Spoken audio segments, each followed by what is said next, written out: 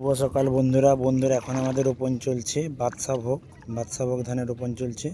কেমন রোপণ চলছে আপনারা জানান।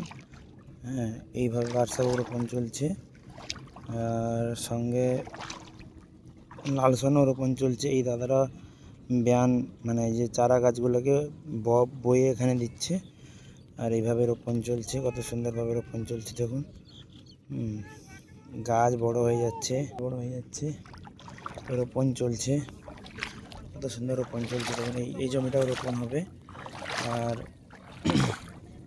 খুব ভালো করে কাজ হচ্ছে। গাছটা অনেক বড়, তাই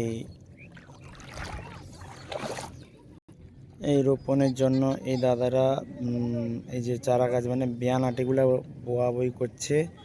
আর এখানে হয়েছে 6 জন, সেখানে আছে 2 জন 8 জন, আর 4 জন ওই দূরে গেছে রোপণ করতে 4 জন।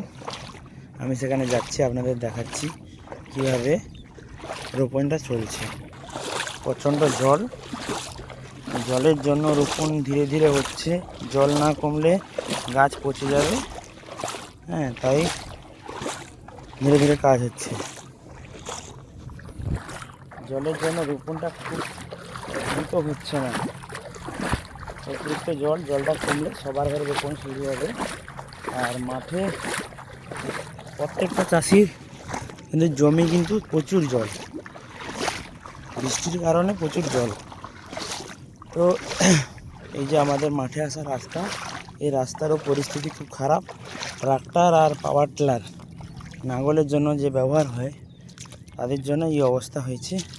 দেখছেন কী অবস্থা হয়েছে। তো এই পরিস্থিতিতে কিন্তু লোক আসছে মুড়ি, খাবার, জল এই সমস্ত নিয়ে। কিছু করার নেই, পরিস্থিতি খারাপ। যখন যেমন ওয়েদার, কী করবেন, কিছু করার নেই। চাষ তো করতে হবে, চাষি ঘরের ছেলে, চাষ না করলে চলবে।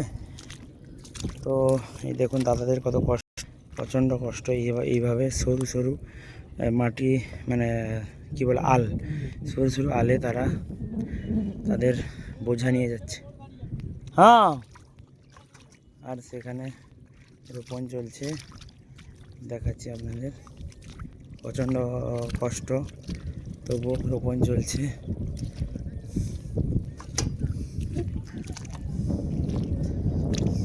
যাই হোক, দেখছেন যারা ভিডিওটা, চাষিদের কষ্টটা বুঝবেন। যারা চাষি ঘরের ছেলে ভিডিও দেখছেন তারা তো জানেন ভালো করে কত কষ্ট হয়। আর যারা চাষ করেন না বা চাষ সম্পর্কে বোঝেন না, তাদের বলবো আমাদের চাষিদের কত কষ্ট হয় দেখুন, বুঝুন। যদি ভিডিওটা ভালো লাগে থাকে লাইক করবেন, কমেন্ট করবেন। দেখা হচ্ছে পরের ভিডিওতে।